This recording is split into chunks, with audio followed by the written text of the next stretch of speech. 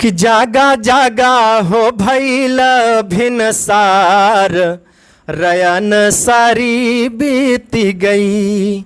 नमस्कार, प्रणाम। मैं हूं पवन गोस्वामी और आप देख रहे हैं यूट्यूब की अवधि चोर चैनल पर अवधि गीत। तो आइए, आज का अवधि गीत हास्य मनोरंजन से भरपूर, एक निर्गुण। आइए आनंद लीजिए। कि जागा जागा हो भइला भिनसार, रयन सारी बीती गई। जागा जागा हो भइला भिनसार, रयन सारी बीती गई। कि घुर घुर घुर मोहिन परोसिन, चकिया लागी चलावे रामा, चकिया लागी चलावे रामा, चकिया लागी चलावे।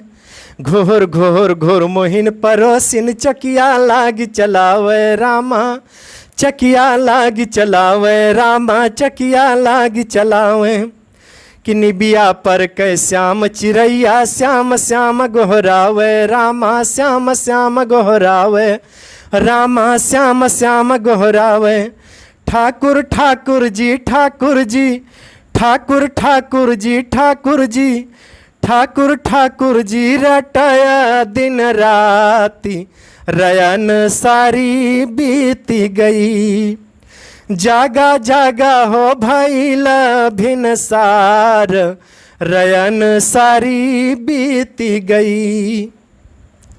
कि सारी दुनिया जाग गई पर तू काहे ना जागा रामा, तू काहे ना जागा रामा, तू काहे ना जागा। सारी दुनिया जाग गई पर तू काहे ना जागा रामा, तू काहे ना जागा रामा, तू काहे ना जागा। कि ब्रह्म मुहूर्त की बेला तू सोए पड़ाय भागा रामा, सोए पड़ाय भागा रामा, सोए पड़ाय भागा। ब्रह्म मुहूर्त की बेला तू सोए पड़ाय भागा रामा, सोए पड़ाय भागा रामा, सोए पड़ाय भागा।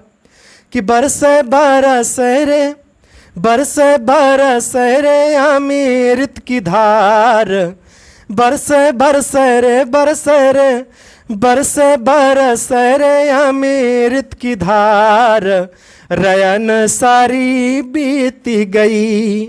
जागा जागा हो भइला भिनसार, रयन सारी बीती गई। जागा जागा हो भइला भिनसार, रयन सारी बीती गई।